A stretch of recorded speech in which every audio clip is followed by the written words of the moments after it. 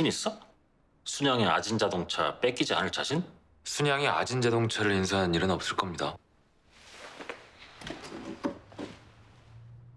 승자의 저주에 걸렸다는 사실을 이제 알게 될 테니까요. 드라마 재벌집 막내 아들의 주인공 진도준은 순양과 아진자동차를 두고 경쟁하며 순양이 승자의 저주에 걸렸다고 말합니다.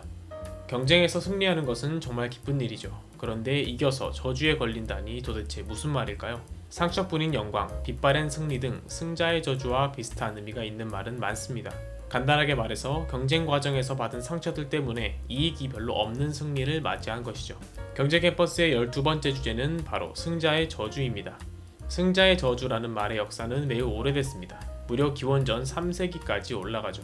고대 에피루스 왕국에는 피로스라는 왕이 있었습니다. 피로스는 2만 5천여 명의 군대를 이끌고 로마를 침공해 승리를 거뒀습니다. 하지만 피로스는 70%의 병력을 잃게 됩니다. 말 그대로 상처뿐인 영광만 거두게 된 거죠. 이 일을 계기로 상처뿐인 영광, 빛바랜 승리를 피로스의 승리라 부릅니다. 오늘의 주제 승자의 저주와 완전히 같은 말인 셈입니다. 경제에서 승자의 저주는 공통 가치 경매에서 최종 입찰자가 실제 가치보다 더 많은 돈을 주고 대상물을 구입하게 되거나 입찰에 필요한 가격보다 많은 가격을 주고 구입하게 되는 것을 뜻합니다. 참 복잡한 말이죠. 승자의 저주라는 말이 본격적으로 경제 쪽에서 활용하게 된 계기를 보면 이해가 쉬울 것 같습니다. 승자의 저주라는 말은 1950년대 이후 본격적으로 퍼지기 시작했는데요. 바로 멕시코만 석유 시추권 입찰 때문이었습니다. 당시에는 정확한 석유 매장량을 측정할 방법이 없었습니다. 그래서 대충 매장량을 예상해서 입찰에 진행했습니다. 엄청난 낭만의 시대였죠. 그 결과 엄청난 비용을 소모하며 시추권을 따내기는 했으나 막상 따내고 보니 석유 매장량이 적어서 과도한 비용만 쓴 결과가 나왔습니다. 말 그대로 승자의 저주에 걸린 거죠. 다시 한번 정리해 보겠습니다. A라는 물건이 경매에 나왔습니다. A라는 물건을 가지기 위해 높은 입찰가를 불러 경매에서 승리했지만 A의 가격이 높은 입찰가보다 낮다면 손해를 보게 되겠죠.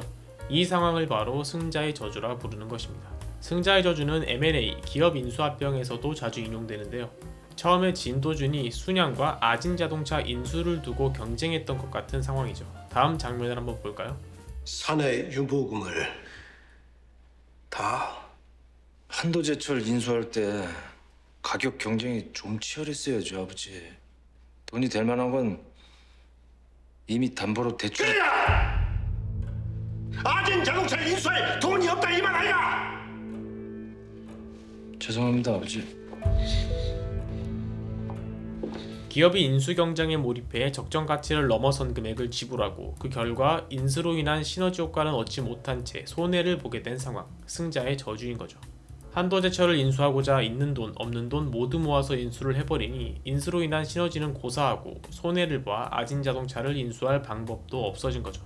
이는 드라마상의 일이 아닙니다. 금호아시아나그룹은 대우건설과 대한통운을 10조 원 이상을 쓰며 인수했지만 이후 경제위기가 닥치면서 금호렌터카, 대우건설, 대한통운, 금호고속 등은 매각되고 석유화학 계열은 계열 분리가 진행되면서 말 그대로 공중분해돼 버렸습니다. 하지만 인수합병 이후 손해만 본다면 할 이유가 없겠죠. 인수합병 이후 얻게 될 시너지와 해당 기업의 가치를 잘 고려해 인수하게 되면 큰 이득을 볼 수 있습니다.